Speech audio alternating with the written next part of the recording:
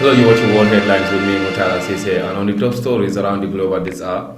The President of the Federal Republic of Nigeria, Goodluck Jonathan, is currently in the Gambia for a two-day state visit expected to strengthen ties between the two countries. This, according to officials, is the first visit of President Jonathan to Banjul, and it is part of a long-standing tradition of a strong relationship between the two states. Since independence, successful Nigerian presidents have visited the Gambia and vice versa. Nigeria and the Gambia also had a long-standing technical assistance program that saw Nigerian experts in law and other professions coming to work in Banjul. The Nigerian president, accompanied by high-powered delegation, is expected to leave Banjul later today. Meanwhile, South African President Jacob Zuma has called on eligible voters to register in order to participate in next year's elections, urging them to exercise their democratic rights by taking the first steps and register to vote. According to him, their struggle for freedom secured the right for every South African to be active participants in their democratic system, demanding all South Africans to honor their history and continue to strengthen their democracy.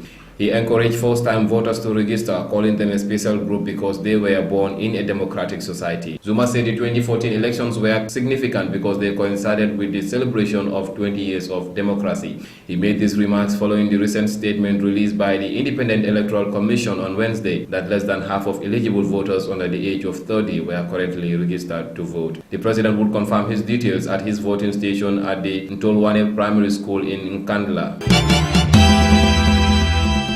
Still on headlines, people traffickers have tortured and raped African migrants whose boats later sank on Lampedusa with loss of more than 360 lives, Italian police said. The police have arrested a Somali man on Lampedusa accused of committing crimes with the armed gang. Most of the victims on were Eritreans and Somalis. They are facing boat capsized near Lampedusa, a tiny Italian island off North Africa.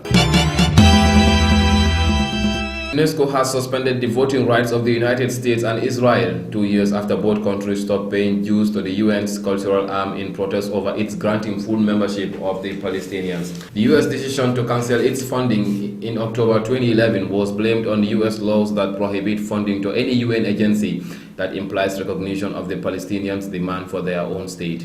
Israel also pulled its funding, objecting to what it called unilateral attempts by the Palestinians to gain recognition of statehood. Both countries missed Friday's deadline to provide an official justification for non-payment and a plan to pay back missed dues that automatically triggered suspension of their voting rights. UNESCO, the United Nations Educational, Scientific and Cultural Organization, is responsible for designating World Heritage Sites, promoting global education and supporting press freedom, amongst other tasks.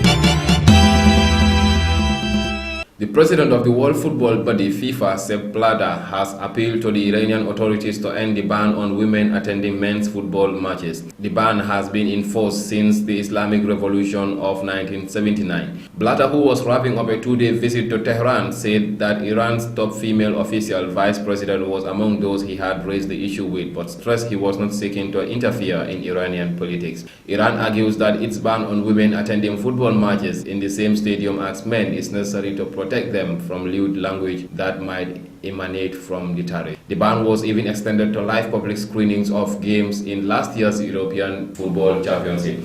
Those are the headlines around the globe at this hour. More on those and other interesting stories can be found on our website on iafrica.tv. And until then, I'm Mutala Sise.